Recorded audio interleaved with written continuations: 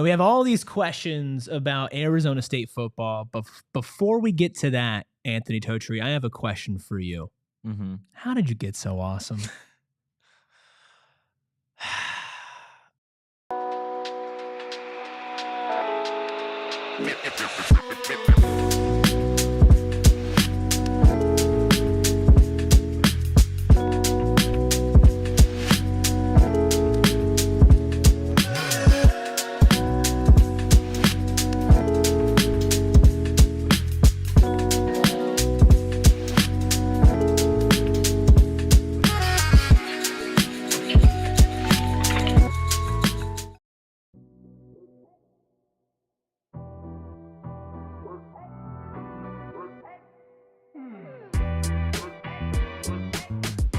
It's Tuesday! Woo! Welcome into the PHNX Sun Devils show, coming to you live from Studio K, presented by Circle K. Make sure you join the Inner Circle for free by downloading that Circle K app today. Terms and conditions apply at participating locations.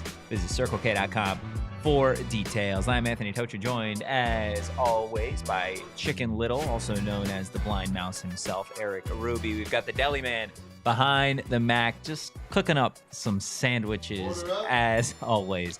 Make sure you hit that like button, hit the subscribe button, and drop a 5-star review wherever you get your podcast. Rubus, we are just a couple of days until the NFL draft. We're a couple of days away from the end of Sun Devil spring football, and we are going to dive into some questions that the Sun Devils still need to answer before that 2025 season kicks off. And we're also going to get into a recruiting update at the tail end of today's show. It's definitely some big news for Arizona State's class of 2026. How's that all sound to you?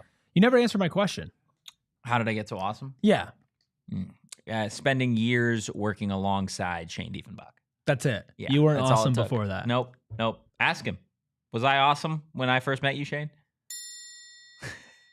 I'm going to take that as a yes. Yeah, it might have been a yes. Maybe I'm wrong. Shane, how did you get so awesome? Yeah. I'm loving this. This is great It's dialogue. just deli man. It's order up. The deli man's he's cooking today. So, what was that one? I don't like that. That was the koala scream. I don't like that at all, actually. That is bad. That is really bad. What do we have on there? Oh, you have the Yeah, we have a lot. We have a lot of stuff in here. This one's my favorite. We have Sean. Oh my god. That's an all-timer. Mm-hmm. That's an all-time one. All right, Rubus, you want to get into some questions? Yes. Yes. Yes. How did you get so awesome? That was my first one. Lots and lots of hard work. Lots and lots of hard work. This show is. What'd you do? I accidentally put this up. I tried to unclick one thing and I accidentally just put Shane above Eric's face. How'd you get so awesome? Shane. That's good stuff. Oh, my good. goodness. Happy Tuesday, everybody. Yeah, happy Tuesday. It doesn't feel like a Tuesday today. What does it feel like? It feels like an Friday. Awesome day. It feels like a Friday. We should watch the Lego movie. No. No, we shouldn't do that. We shouldn't do that. Anthony Totri's awesome. So, the questions that we are going to get into. Kenny, if you're watching, these are the questions that need to be answered prior to kickoff. Starting in the backfield with question number 1, what will the running back depth chart look like, Rubus? This is a tough one because I think 1 and 2 can be interchangeable. Yeah. Personally. And I think Relique is sneaky in there as well. I personally think that it might start with Kyson at the 1 and Kanye at the 2. However, after the first 3 weeks, I think that might flip. You think? To Kanye at the 1 and Kyson at the 2. But I really feel like you can't go wrong either way. But I think right now I'd go Kyson 1, Kanye 2, Relique 3. That would be my top 3. I would agree with you on that. I think early on I was Kanye is going to start, and I still think that's potentially an option. But just watching Kyson, the stuff that he's doing in practice, considering the fact that he was here a year ago and he was here part of that 3-9 team the year prior, I do feel like Kyson is going to be running back 1A. I know you said you got 1, 2, and 3. I think it's more of a 1A, 1B situation. Well, I think 1, 2, and 3 in the depth chart, but the top 2 are interchangeable, very much closer to each other than 3, and that's no disrespect to I think it will be by, and Marcus Arroyo said this, I believe, a week ago or 2 weeks ago at this point, that it does feel like it's going to be a little bit more running back by committee, which I think will be, just a little bit of a change of pace for ASU fans because they're so accustomed to seeing a bell cow running back. So it may look different, but I don't think different necessarily means a bad thing. I think Kyson is probably your starting running back going into the first game of the season. I think Kanye Udoh is going to get a number of carries. I think he's going to be an instrumental, player in this backfield for Arizona State all season long. And then I think Relik is going to have his moments where he shines as well. I think the biggest question for me is, okay, does it stop there? Do you only see those 3 running backs? Does Jason Brown Jr., is he more of a special teams guy? Are we redshirting him? Or I guess he redshirted last year, so you can't redshirt him again. But like, what does his involvement look like? Also with Man, the freshman running back who has had a really strong spring too. Is he a special teamer? Do you redshirt him? Just what does the rotation kind of look like? Because it does feel like you are going to have a lot of carries between Kyson and Kanye. And then you've got Relik in there that he missed the majority of last season with an injury. So he's going to be hopefully fresh.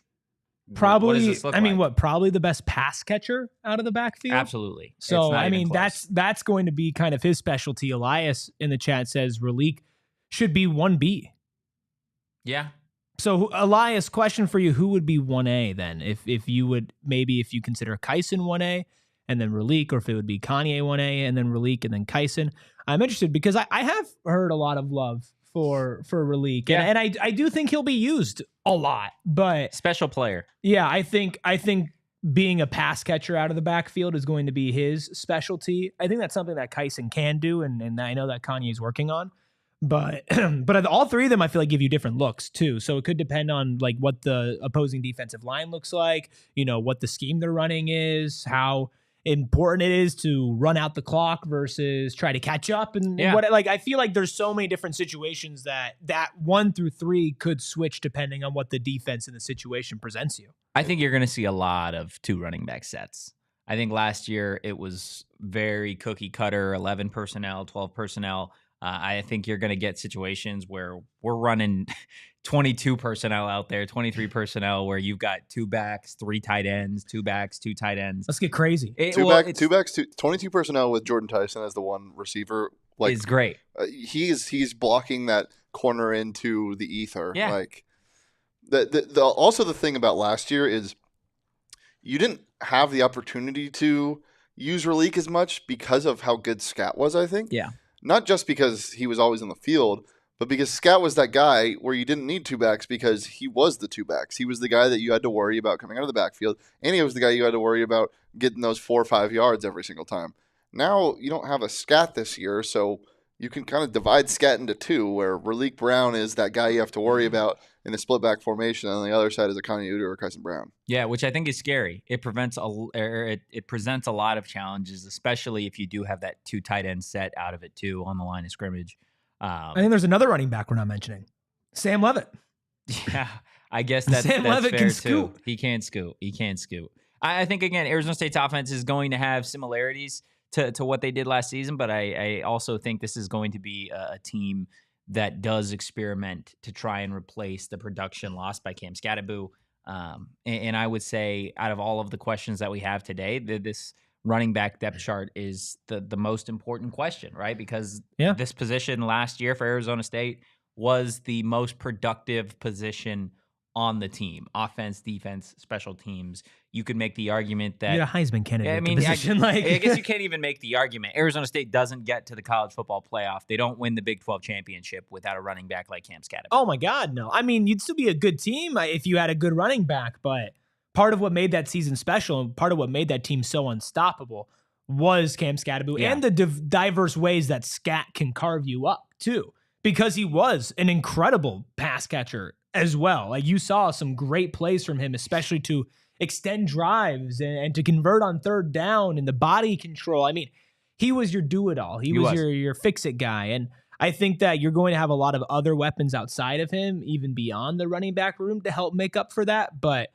I mean, last season doesn't happen without Cam Skattebo. No. That's by no means an overstatement. Jared with an interesting question. Who's going to be the first running back to pass for a touchdown this season, if it happens?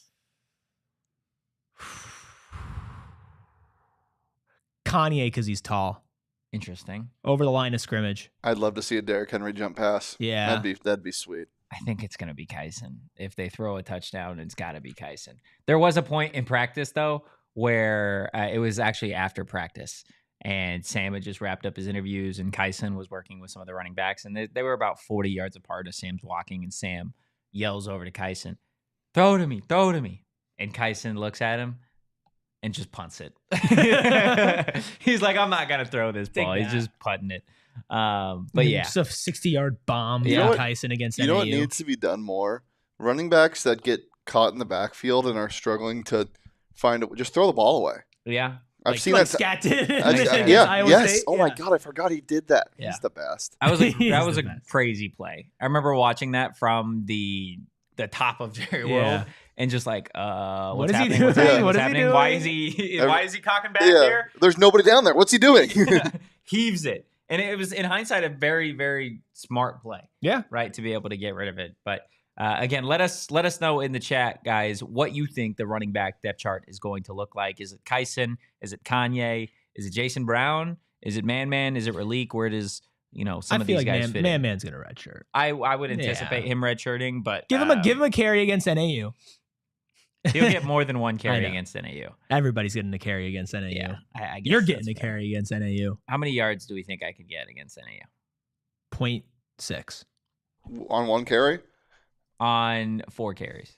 4 carries? I 4 think- carries is all I probably 4 have carries, in me. negative 2 I yards. think you get 5. I think I could get 5? Yeah, I because think I because I think the line's going to dominate. That's He just has fair. to fall forward. Yeah. I think one of the guys is gonna pick you up and then run you back like 10 yards. Well, on then your it's runs. forward progression. Well, that's They're blowing the also a penalty. I'm Not again. getting- No, they'll be fine with that against Totri. That's messed up, man. No, that's fair. Big 12 refs. Yeah. Just throw him. It's messed up, man. They're like, At I least hate throw that. me the right I direction. hate this Actually, guy. I heard you're starting at corner for NAU. At NAU, I'm starting for corner? Yeah. Oof. Jordan Why? Tyson, you're in for a field day. Well, speaking of Jordan Tyson, Remember field days?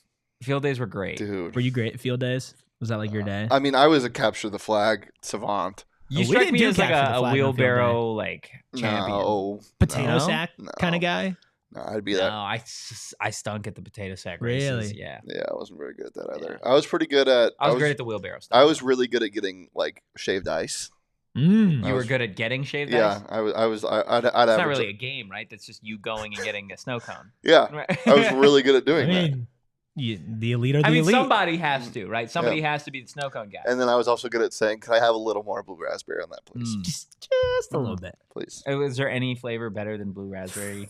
Dude, Snow cone. I need some shaved ice. Shaved ice hits. It does. Shaved ice does hit. Anything? So our second question. Oh my goodness. You're not Tiger's fun. blood's pretty good. Tiger blood is good. Yeah. Yeah. Clip that. All right. Question number 2. Are there enough weapons at wide receiver? Yeah, and I think you can tweak this a little bit to be: are there enough capable weapons at wide receiver? Because I think you look at the guys in this room, and there's a Jaron Hamilton, there's a Jordan Tyson, there's a Malik McLean, there's a Jalen Moss. There are a lot of players that in practice have made plays that you go back and you're like, okay, this guy is going to be a contributor this season with Sam Leavitt and company in this offense. And Mhm. everybody knows what you're getting in Jordan Tyson. But is it fool's gold again? Because you look back to a couple springs ago and it was a loaded wide receiver room, right? We Mhm. talked about Melquan Stovall. We talked about Xavier Guillory. And while these guys had really good spring practices and fall camp, at the end of the day, you look at the numbers, and if it wasn't Cam Skattebo, Jordan Tyson, or Shaman, then you couldn't realistically rely on those wideouts on any given down. I mean, yes, but when Tyson went down, Guillory became quite a reliable option, which leads me to believe that he could have been Until you used got to the a college little football bit more. playoff. Yeah, but that's a college football playoff game against an SEC team, Yeah. right? And I think X would have been able to perform a lot better if you had your wide receiver one as well to take away some of that attention. Before spring, I would have said yes, but based off of who's visiting Arizona State and the interest that it seems like they have for players in the portal because of this Wisconsin wide receiver, Mark Hamper, who has a visit to Arizona State tomorrow. It seems like they want somebody else. Yeah. You know, whether it's Jonte Cook or Keelan that we talked about yesterday, or now Mark Hamper, you know, it seems like another wide receiver is something they've scouted and analyzed they could use. That being said, if they don't add one, I'm not freaking out. Yeah. But I think according to them, they could get one more body in that room. And I have been pretty big, and I think I said this a week or two ago. I think this is going to be the best wide receiver room that Arizona State has had in several years, going back to the Brandon Ayuk, Frank Darby type years. Where do you think that Jordan Tyson's season could land in terms of the best receivers in ASU wide receiver, like single season wide receiver history in the this past, season? Like 15, 20 years? I think he could end up. I think he could win the Blitnikoff this year. I think he could have the best season from a wide receiver in Arizona State history. I think that's ceiling. I'm not predicting that, but I think that's on the table, especially with Leavitt throwing the ball. I think he could have a top 3 season, both nationally and in ASU history. I think the Blitnikoff is unfortunately going to be out of reach, not because I don't think he can get to it, but just because the volume that those two two sophomores, Jeremiah and Ryan Williams are just going to be getting such a ridiculous share of the targets from Alabama and Ohio State. I mean, but you never know with Tyson though. I mean, you're right. It's probably most likely going to go those two, and those two are going to be favorites. But if they don't add another wide receiver, and you look at the wide receiver production from last year, well, Jordan Tyson was healthy, and it improved Sam Leavitt. I mean, there's a chance that on paper, those numbers for Tyson are not far off from what those two could put up. Again, I don't even think that it would matter on the numbers. I think it's going to be such a popularity contest. Yeah. Where it's going to be Ohio State and Alabama. And I think he could not win the Blitnikoff and still have the best season from an ASU wide receiver ever. I think he could. I don't know the exact numbers on the greatest season in Arizona. Maybe State that's a whole history. podcast episode that we can do. But I think in terms of just pure talent, I think he's certainly capable of that. Yeah. I think you go back to some of the years that N'Keal Harry had at Arizona State, and that's probably what you're trying to compare him to, right? Just in terms of statistics, like, hey, I mean, Derek Hagan, yeah. I mean, he's the greatest ASU wide receiver of all time. So N'Keal's best year was his sophomore year. Yeah, his sophomore year, when he went for 1142 through the air, with 8 touchdowns. Yeah, and then his senior year he had a K and 9. So I mean, Tyson already almost beat that last year. Yeah. So single season receiving yard records: Sean McDonald, 1.4K. Gerald Robinson in 2011, about 1.4K, just like less than 10 yards lower than Sean McDonald. Derek Hagan comes in at third at 1,248 in 2004, and he comes in at fourth at 1,210 in 2005. Ayuk is the most recent. He's in the top 5, 1,192 yards in 2019. Jalen Strong, 1,165 in 2014. Morris Owens, who was 1973. I'm not super familiar with his game, but 1,144. N'Keal Harry then at 8, 1,142. Okay. I think that he can, if they don't add another wide receiver and it's all on him, and without Skattebo, this becomes a more pass-heavy offense, I think he could be in contention for, how many yards did he have last season? Tyson? He had 1,100. He had 1,100 last season, so he's just outside the top 10. I think he could. I think he could crack the top 3. I think he will have the best yards and touchdown season agree. Because of how many more games that they should play this year. Yeah, that's a valid point. And that helps Scat break some records. Last year, in 12 games, 10 touchdowns. I would expect him to have more than 10 this year. Yeah, I think you're probably sitting, again, I guess it depends on target share, but 12 is probably a good line. 12 would land him tied for third all time for single season receiving touchdowns. He's actually tied for 6th with a bunch of guys at 10 right now. You know what's an interesting thing to talk about? I know we've mentioned this before, but whenever you're looking at a wide receiver room from year over year, you're always thinking about who was in that room and often not what the offense was. Like, the target share increases so much for him without Cam Skattebo there. Yeah. Now that's your offense. You're running the offense. I mean, obviously Leavitt is the commander, but you're running the offense through Jordan Tyson most likely. Yeah, 100%. I mean, that's part of the reason why Tyson has been held out in so much of spring ball, right? Is He rolled his ankle pretty much at the start of spring ball. There's no need. Kenny said it before, not just with Jordan, but with some of the other players defensively, offensively, that it's like we've seen them work. We saw him with Scott last year. Yeah, you don't need to force these guys into these practices. Like Jordan Tyson, when he was practicing, was a problem for any Arizona State defender. Let's just throw that out there. He was an absolute problem. Him and Sam Leavitt have a connection like I haven't seen at Arizona State. And I feel bad for NAU week 1. I just don't know how many times I can say it. NAU, Texas State, Mississippi State. It's going to be tough. Have we done the Blitnikoff odds yet? No. On the show? Okay, so this is I'm just pulled up the first one, so not sure exactly how accurate, but this is to get just a taste of what it is. Jeremiah Smith is currently the odds-on favorite at plus 150, and Ryan Williams plus 400. Evan Stewart at Oregon's plus 900. And then you have 3 in between, Ryan Wingo, Conception, and Cam Coleman from Auburn, and then Jordan Tyson. So right now Jordan Tyson is 7th, according to this, just above Zachariah Branch. Wow. He's at plus 1,900. Zachariah Branch is at plus 3,200. That's a big drop. That is a big drop off. I think he ends up higher than that and at the end of the season. I would agree. And just while I'm looking at numbers, this doesn't have anything to do with Tyson, but Sam Leavitt had a top 10 single season for total offensive yards in ASU history. He came in at number 8. Taylor Kelly holds a record at 4,243 yards. Sam had 3,328. Do we think that Sam, and this is off topic, do we think Sam could pass 4,200 total yards this season? I think that's on the ground and in the air. I just don't think it's realistic in this offense. Yeah. Because what does Kenny and every good coach in football do? They establish the run. They're going to run. They're going to be stubborn to the point where people watching this game or people watching this team are going to be frustrated with how much they're running the ball. Yeah. But that's what good offenses do. I just don't think they're the type to air it out. They're not going to lose games 53-48. They're going to win games 27-10. And especially with this defense too, like that's another thing is when Arizona State is able to take a lead, especially early on, I don't see them pressing the issue. They don't need to especially now prove themselves, especially now with the running back room that they have. They don't need to Western Kentucky it. No. They don't do that. This is the type of team that can be up 24 points and they're going to shut it down. You're going to see a heavy dose of the running backs and that'll be that. So I think as a talent, I think he's certainly capable of that in a different offense. But in this offense this year, paired with this defense and this backfield, I think it's probably a little bit of a too big of an ask. Kind of crazy. Single season passing yard. Jake Plummer is not in the top 10. Yeah, Manny Wilkins though is number 10. Don't you ever disrespect Milkins?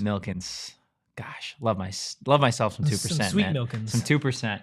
Look, guys, those are just 2 of the 5 questions that we have, plus an ASU recruiting update on the other side of this quick break.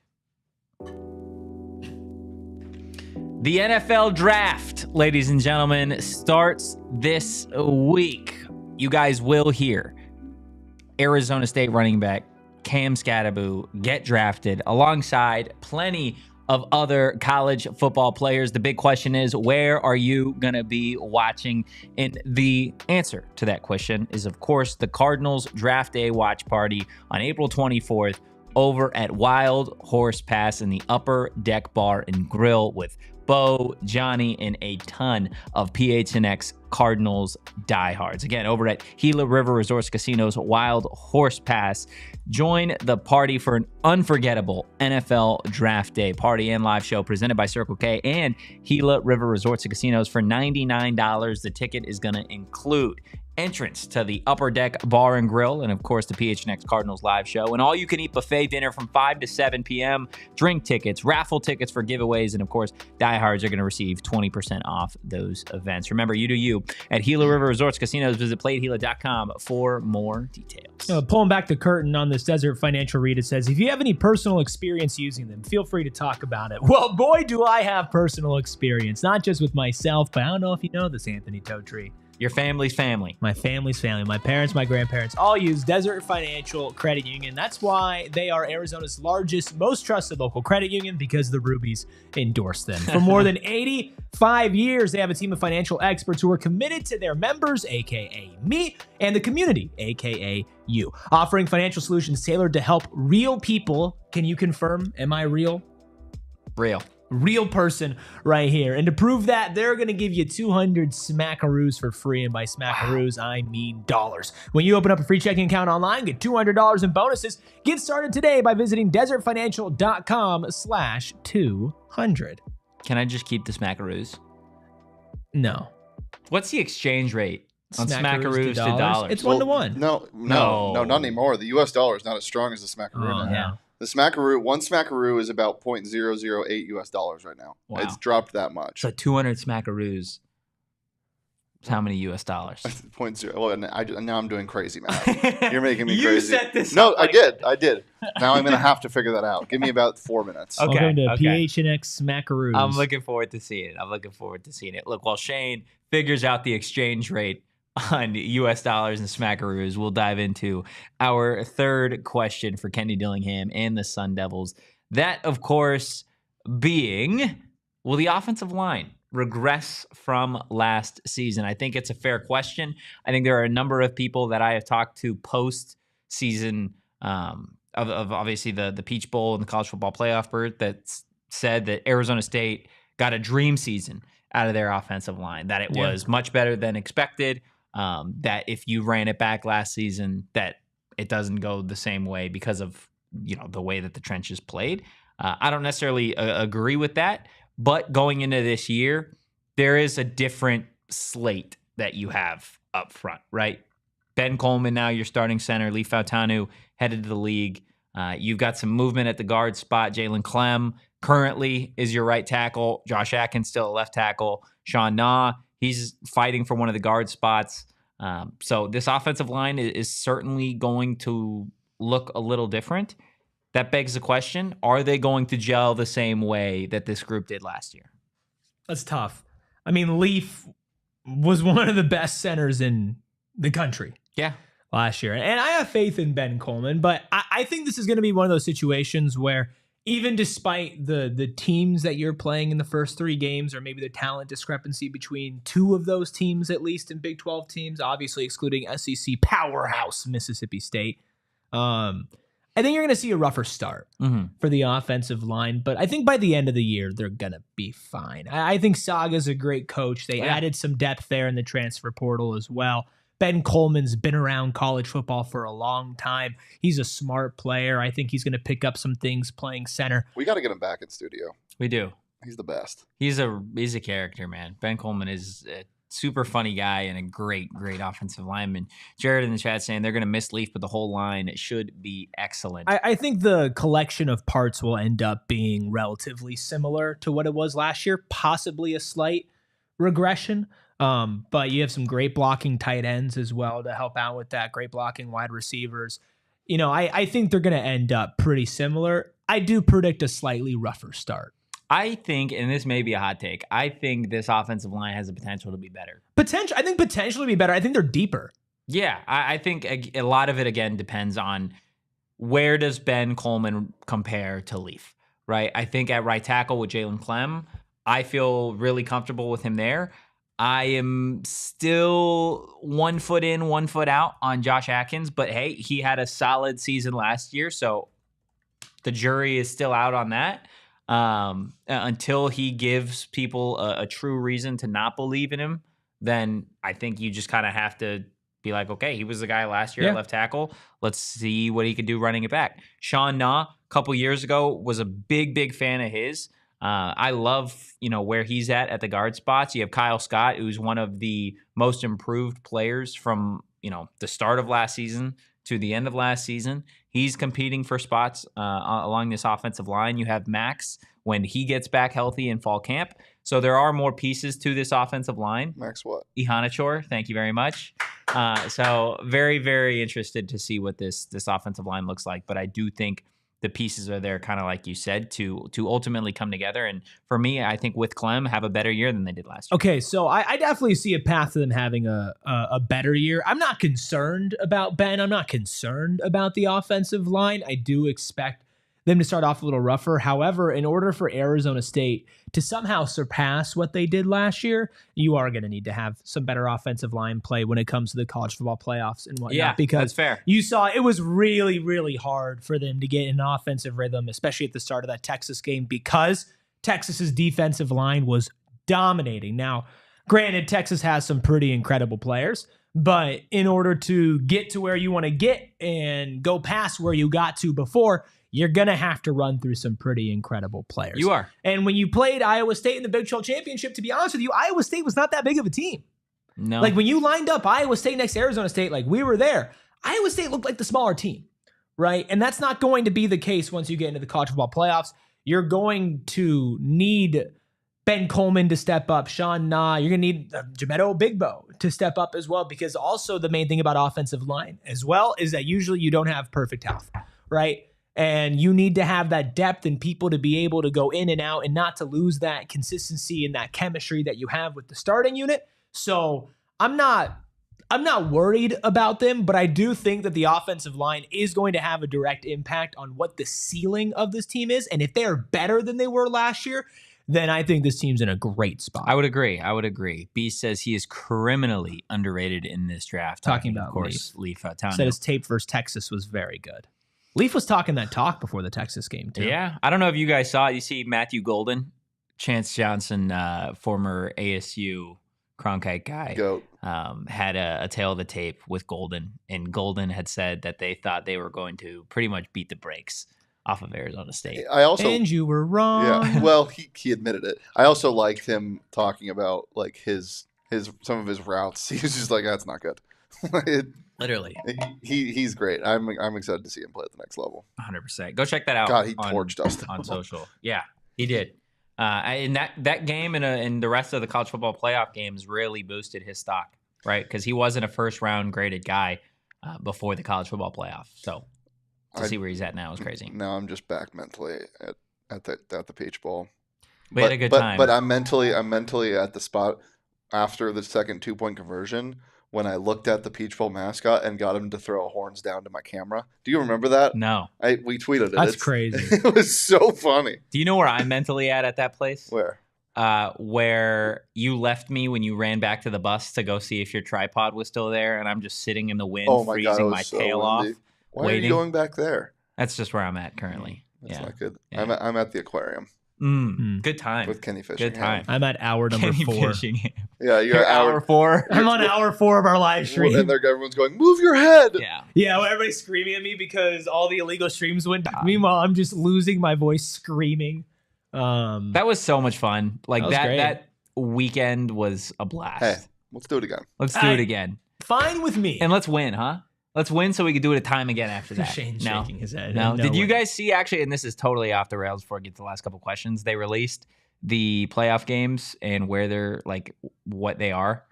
So the semifinals this year are the Peach Bowl and the Fiesta Bowl. Yep. Oh, wow. Instead of the and the triple header for the quarterfinal, the Rose Bowl is being moved up. Yeah, it's starting earlier, right? No, it's starting later. Oh, is it? Yeah, because it usually starts early. I thought they moved it up an hour, so it's going to start even earlier, so that the sunset is even later in the game. Yeah. Zach let's the talk about these things in a couple months. Let's start. Let planning. me just live my life. No, I want to live in La La Land. Tomorrow's show, where will ASU be playing in the college football playoff quarterfinals? I mean, that's semifinals. That's fair. The Rose Bowl. This is where Arizona State will be playing in the college football playoffs. I mean, can we just say if they make it to the semis, you got to give them the Fiesta Bowl? You should have given it to them this year. Well, it's all about being a higher seed. So be the higher seed. Are we doing this again? I guess that's totally fair. Yeah. Also, for any of those asking if we're glitching out, and as Sharon said that we've had this problem in the past week or so on YouTube. It's just YouTube. Refresh the stream. And everything should be fine. Everything is fine. Share and. That was actually really good. That was really good for somebody glitching out. Question 4. How will Arizona State glitch out this season? There you go. Well, the defense have a dominant pass rush? That is maybe the biggest question on this list You for think me. so? Simply because I think this defense as a whole last year was really talented. I think that this defense will be the best unit in the Big 12 in 2025. They've got the pieces to do it, right? They've got the secondary. They've got a nickel in Montana Warren that I'm excited to see. They've got the prowess in the linebackers. They've got a lot of depth on the interior of this defensive line. I think the question is, can the guys on the edge, can they get to the quarterback? Can Clayton Smith, Prince Dorbah, Elijah O'Neal, can those players who are and were very talented last season, who I expect to be very talented and take another jump this year, can they rack up those sacks? Because I think that was the one thing missing from this defense last year that ultimately you saw in the Texas game. You saw that this defense, especially in that second half, had Quinn Ewers moving around. He was uncomfortable. He was trying to throw from different positions because he was on the run at certain times. He wasn't able to get comfortable in the pocket.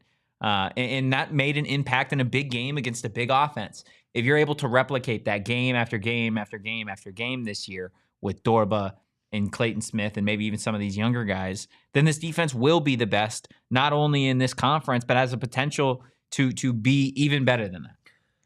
Is it unfair to look at Prince Dorbah for this question specifically and feel like a lot rests on his shoulders and getting back to kind of what we expected him to bring last year? I think that's 100% fair. And I think he was put in a tough position, obviously getting injured at the start of the season, and this defense started off so strong and so fast that then you add yourself in as a piece. And then I'm excited to hopefully see him start this season healthy and start this season on the field.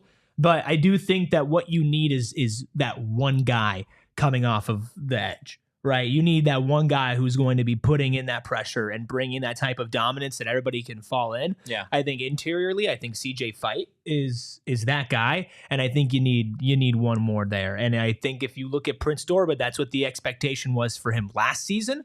And so if he can bring that and be that, then I think that they can have a dominant pass rush. But I do think a lot of it, fair or unfair, falls on his shoulders and him getting back to where our expectations were for him. Yeah, I think from a depth perspective, this D-line has those guys, right? Like they've got an Elijah O'Neal, Clayton Smith, a Prince Dorbah. You kick it to the inside. Who do you got? Well, you got CJ Fight. You got Justin Watley still on the outside. You added Michael Gardner, the transfer from Oregon, right? He's a big dude. You've got guys like a Jacob Kangaika. I'm blanking on Zach Swanson. Like, you've got a lot of just big dudes that were on this team last year. Can we just shout out Clayton Smith? For what exactly? For staying here for 3 shout years? out Clayton Smith. Like, that's awesome. Yeah. Especially after his being a Lizards transfer liked it here. His Lizards did like the warm weather. He did tell me that. I'm just kidding. He never told me that. He never told me But I would that. assume. Yeah. I wonder if he's upgraded the Lizard space. Have you seen the NIL Lizard money space? baked into the Lizard deal? Well, no, he just I have it the mental picture painted in my brain from when he told us at the Big 12 media day. I'll ask Of what the Lizards. It was the big wall of lizards. We can ask him. Yeah, I'll ask him on His Friday. spring game. I'll Yeah, ask him on we'll Friday. ask him if he's Scream at him when he's on the field. Yeah. What's up with your Lizards, dude? So he yells. We'll see. We'll see if he responds. Bees in the chest, and God, that Peach Bowl game was so fun. I mean, the best game in college football last season, minus the Georgia-Bama game. I don't even think you could argue any other games than those two, to be honest with you. That was by far the best football game I've ever been to. Shane, I know you've been to a ton of football games. Was it the best game you've ever been to?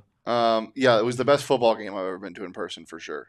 It might have been the best sporting event I've ever been to in person. I mean, with the implications of it all, like the story. I mean, the run was so special in general, but the last year was just so weird for like me personally. Like, I was in Mexico for the Big 12 championship game. I watched it at a bar on the beach, and there were like 20 other ASU fans there. It was bizarre. So weird. Yeah. Shout out to no free ads, but since it's international, I think I can give a free ad. Shout out to Wrecked at the Reef in Rocky Point.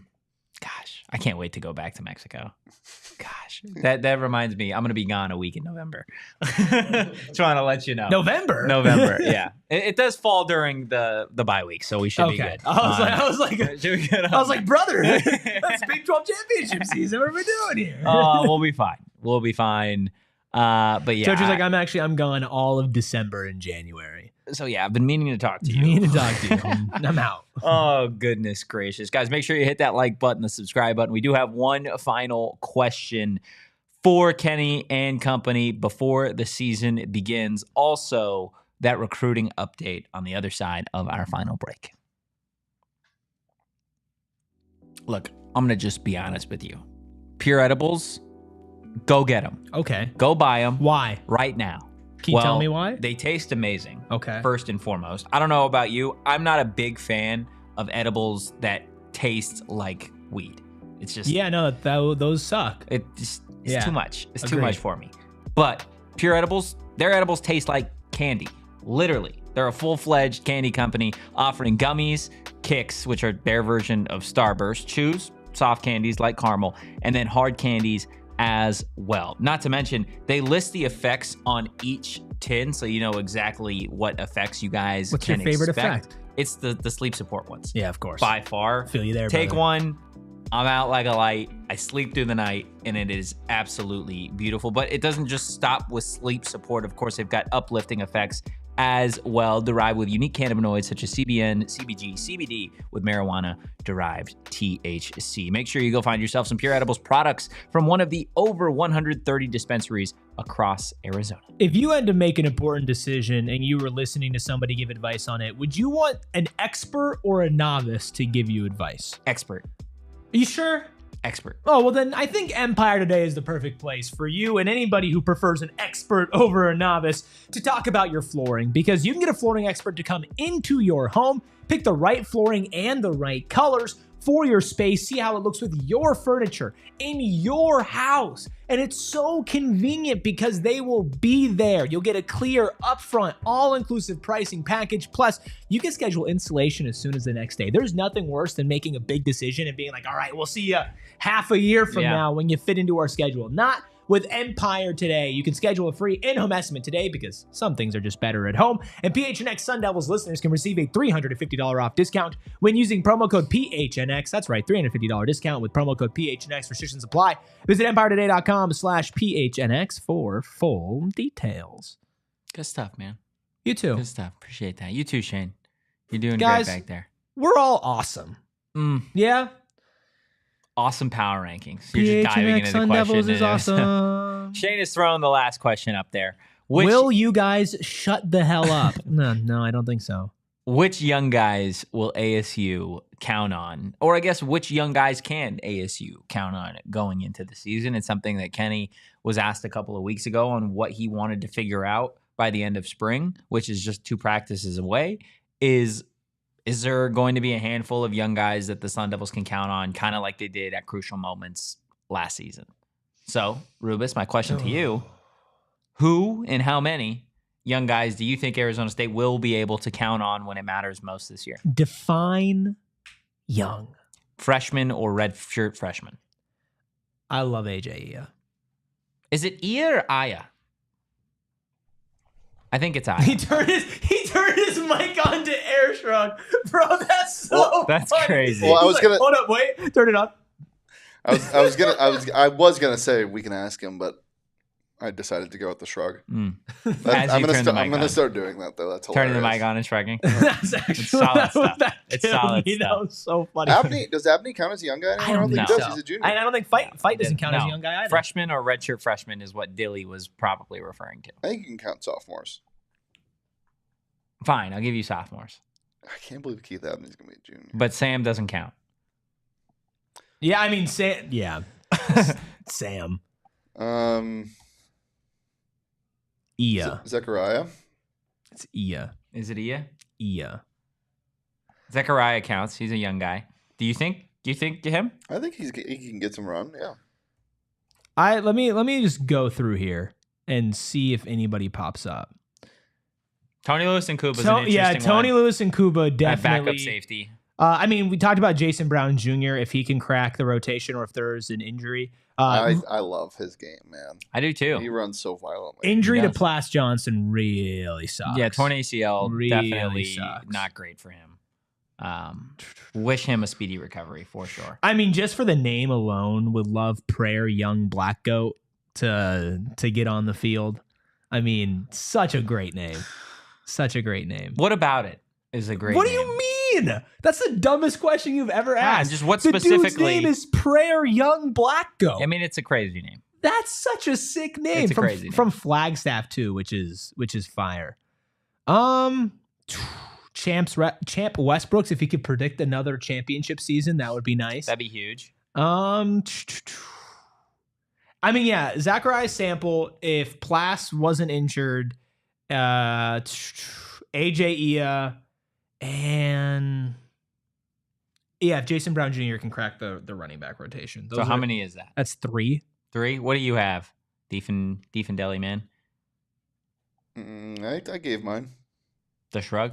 No. Just Zachariah? Yeah. That's it? That's the only one? Zachariah and Jason Brown Jr. Jason Brown Jr. Yeah. I think that's fair. And then, I mean, I would love to see TNK. Can we start calling him that? No. Tony Lewis. TLN. TLN. TNK sounds better. Yeah. Tony Lewis. I would love him to get some run. That'd be huge. But, I think he will. Bimage. Bimage, yeah. Rodney Bimage is a good one. Bimage is a good call. Yeah. Good shout. Bimage up there. Martell Hughes is another one that I think as a true sophomore can make an impact. I think Man on special teams is going to be interesting. Zachariah Sample on special teams could be interesting.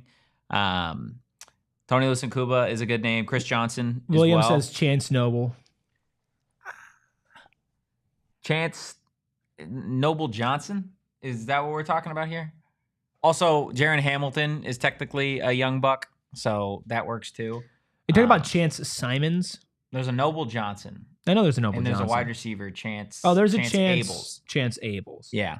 I don't know how much run Chance Abels is going to get this year. I think, because Chance Simons is a redshirt junior. Just in terms of the wide receiver room. I think it's nice Corbin that you're Hendricks. Come back. Where did he go? UNLV? Something like that. I'm picturing yeah. red. Yeah, that's fair. It's nice that you're not looking at a lot of super young guys to Landon Thomas to be it's an relied interesting upon. one too. Landon Thomas, a part of that recruiting class from a couple years ago. Didn't he leave? There's no way he's still on the team, right? Let's see. Let's see how much I actually know. ASU football roster. For some reason, I thought Landon Thomas entered the portal. It's not good if you don't know if he's on the team and you're at practice every day. Not from you, but from his perspective. Yeah, I guess it's fair. No, there's no Landon Thomas on the roster. By the way, Corbin Hendricks going to Montana. That's right. That's going to be fun. The Grizz. I was going to say, yeah, I feel like Landon Thomas was long gone. But yeah, I think there is probably four to five young guys that you could say right now that I feel confident could make an impact. Number 1 is? Martell Hughes. Would Plaz be in there if he was healthy? He wouldn't be ahead of Martell. Okay. Yeah. Would he be in your 5? Yeah, he'd probably be in my 5. Okay. But I'm not as I don't think Zechariah and Jason are going to get as much run as maybe you guys think they will. I mean, I think they're capable players, but I just don't see if everyone's healthy and everything goes according to plan. I just don't see them getting playing time. I think with especially with Brown that it's a long shot. I think but there'd have to be an injury. Zechariah just seems Let's hope there's like not. It just seems like he can, depending on what they do in the portal, if they actually add another one. And then with Jason Brown Jr., his road to getting touches is long. Yeah. That being said, he got touches last year when they needed him, when players were out. So I wouldn't be surprised if we see him getting a couple more totes than we think. And we've talked to Kanye a number of times, and each time that we talk to him, he brings up how impressive Jason Brown Jr. has been. I'm excited to watch that kid, man. Kanye or Jason? Well, both of them, but I was talking about Jason Brown. I guess that's fair. PNW represent. There you Seattle, go. Washington's finest. Hit the like button, hit the subscribe button, drop a 5-star review. Will in the chat saying ESPN lied to me. It's what they do. The worldwide leader in lies. It's what they do. A worldwide leader. The worldwide leader. That's good. The worldwide liar. The WWL. The lied world liar. The lied world liar. What do you got? You got anything? No, I'm just enjoying this. Yeah. The worldwide leader. That's what they say. I didn't say that. I said the lie world leader. The lied world leader. I don't like this it. is horrible. I don't like it. I don't Everything like it is whatsoever. awesome. Glenn saying, whatever happened to Elijah O'Neal? I haven't heard his name much this spring. He is there. He is still a part of this roster. He is still a part of the rotation on the defensive line. He's working in the 2 deep opposite Justin Watley. Clayton Smith, Dorbah are running with the ones. At least they have been. But if there's one thing that we learned last season, it's that Kenny and this defense, they are not shy to rotate in, especially at the edge position. And I guess the D tackles as well. So I still think you're going to see a healthy rotation for Arizona State this season at a number of different positions. But those... I thought we deleted that. For those listening on audio, I pulled up the fateful graphic. The graphic. I have to every week. As we're talking about the defense. Uh-huh. I mean, he won't bring it up when we're talking about the quarterbacks. No, never. I will never bring it up. You just did. No, when needed. No. Okay. Will saying Montana is just a sophomore this year. He could make a big impact. He's redshirt. He's got to be a redshirt sophomore. Yeah, he would be a redshirt sophomore. Because he came in the same as Keith. He was out the entire freshman year with the shoulder injury, right? Yeah. Collarbone thing. Yeah. Guess that's fair.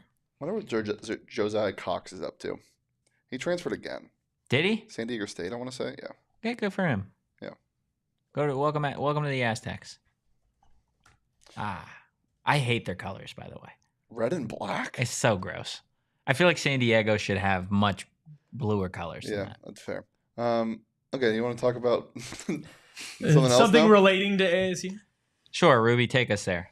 Well, take Arizona me away, State Ruby. and their top-rated recruit in the 2026 class, tight end Israel Briggs, parted ways after he decided to visit the University of Michigan, despite already being committed to Arizona State. Kenny said, "Oh, that's nice. That's nice. You're our top-rated recruit, 92 overall." He didn't actually say these words, by the way. This is quote Kenny Dillingham. No, he laid down the law in a way that he did also last recruitment cycle as well with an in-state kid, where if you commit to us, we're committed to you. And if you go against that commitment, then I don't care how good you are, how good you're supposed to be. Bye-bye. Not even to that. It's more so like if you want to go and like experience these other visits, go for it. Then go for it. What is it? It's like the no ill will, the same way when somebody enters a transfer portal, they're just standing on business. You're just not committed to us. Yeah, you aren't going to be here unless you want to be here. Yeah. Does that by any means worry you? No. I love the idea of Kenny only wanting people that like have an insatiable appetite to be here. Like that every day they're counting down the days until they get to ASU. Like that's the type of person you want. That's the culture that Kenny's building. Yeah, 100%. And that's something you don't see other places. And he stands on business. This is what he does. He is the most genuine coach I've ever interacted with. Yeah. He's one of the most genuine people I've ever interacted with. What he says is what you get. He's not going to lie to you. He's not a snake oil salesman. Like, people think he's crazy when he says certain things. He's one-on-one, and then he goes out and does it. You know how many coaches probably say, well, I'll help them find their way out of here. Or like, if you aren't 100% committed to us, we're not going to give you a chance. Yeah, you take that with a grain of salt. You don't take anything with a grain of salt. Yeah, 100%. What he says is what you get. And it's so different in today's era of college athletics. And this goes back to what Kenny had said last week, that they're trying to do things maybe a little bit old-fashioned in this era of transfer portal and NIL. And that goes back to, hey, it's as simple as this. If you are committed to us, we are committed to you. There is limited roster space. If we have, and a big part of this is that doesn't necessarily get discussed, is when schools commit to these players, right? For example, you look at the class 2026 for Arizona State and where they stand on the roster of tight ends. AJ Aya or Ia, gonna be Ia back next season, knock on wood, right? Hopefully he's a long-time Arizona State tight end. Jaden Fortier as well. And then you bring in the mix a Hayden Vircher, who's another 4-star commit for the class of 2026, and then was Israel Briggs, right? That's 4 tight ends long-term, in theory, locked up. Arizona State's done recruiting that position, right? Because, again, you have committed to us, so we're committing to you. We're not going to go try to get somebody else We're not trying to go get spot. other tight ends, right? That's a big part of that. So when this kid or any other kids at these positions say that they're committed and Arizona State pulls their name out of the hat for other tight ends, well, you're technically losing out on potential commits, right? Because those guys are not going to stop their recruiting process just because Arizona State is out of it. So I feel like that's a fair trade-off, right? If Arizona State and Kenny and this staff is going to say, hey, we're not going to go look for other guys. We believe in you. We're committed to you and the other guys on our roster. Then we expect that same level of commitment. And again, this has nothing to do with I'm by no means does Kenny and this staff wish this kid the absolute worst. No. Right? This is more so hey, let's get something very clear. It is a rare opportunity to be a 4-star high school rated athlete, point blank period. The opportunities that you get in today's era of college sports with visits, NIL, merchandise, all this type of stuff. It's such a rare experience. So by all means, if these kids want to go visit, and especially in Israel Briggs, who has offers from Miami, Texas A&M, a bunch of other schools, Michigan, Arizona State, whatever. If you want to go enjoy that entire full recruiting process, which is your prerogative, you're right, go do that. But then you aren't committed to us, and that's totally okay. We're looking for guys that are maybe cut a little bit different, that don't want to do all those other things. They want to come play for us. They want to come play at Arizona State. Right? Yeah.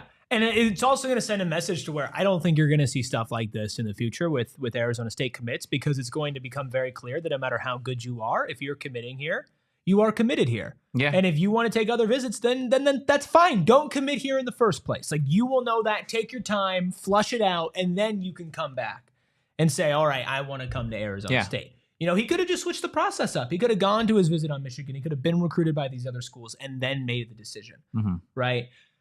But there's a reason why it was Hugo, who was the recruit in this 2026 class for the offensive line, who was like, I've never seen a culture like Arizona State's. Edge rusher, Julian Hugo.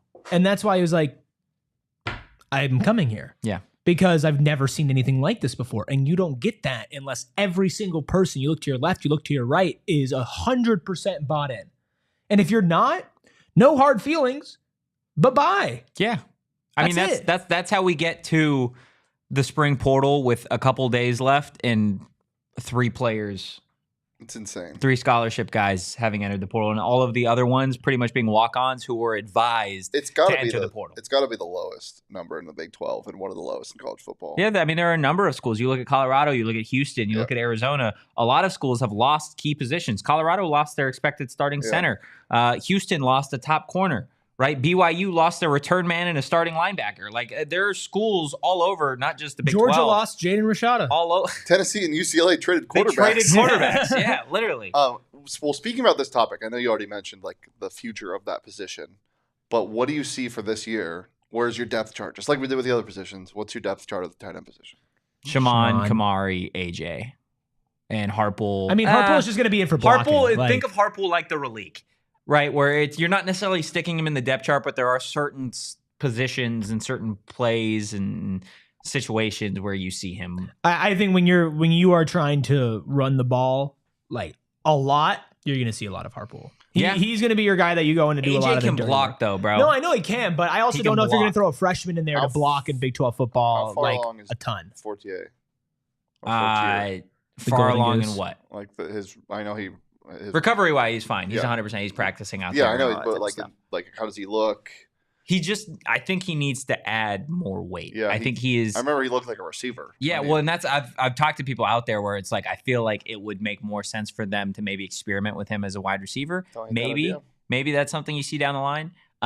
He's just, when you look at him compared to a Shaman, a Kamari, and an AJ, they're just so much bigger. Yeah. He's tall. Like Jaden Fortier is a tall tight end. He's a little skinnier. He is just a little bit skinnier, which does make it a little bit more challenging if you are on the edge trying to block a 6'5", 6'4", 280-pound. And blocking beyond the offensive line is such an important part of what this offense does. Yeah, 100%.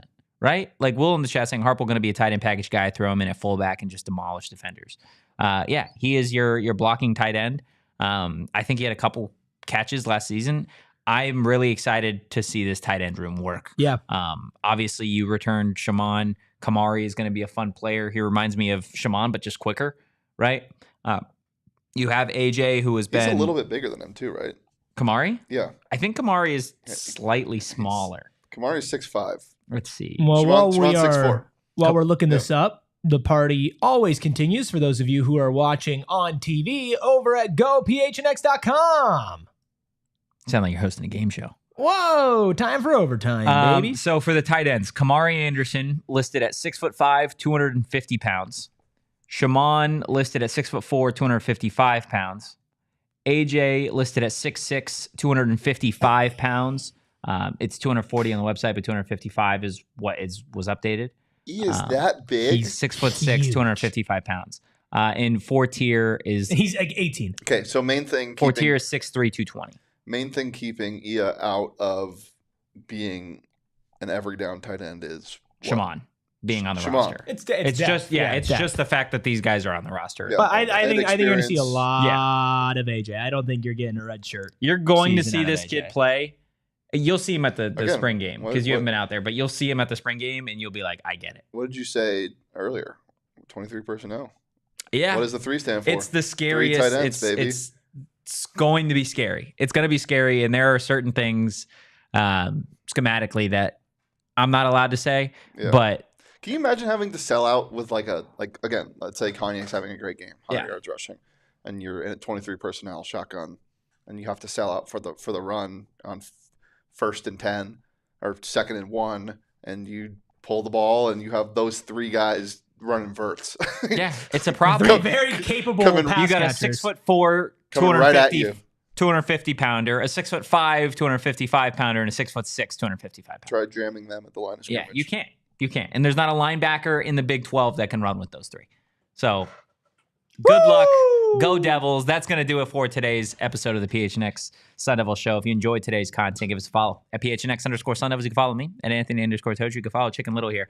At Erik Ruby, that's I like Erik with a that K. You can follow the Deli Man at Shane Deef.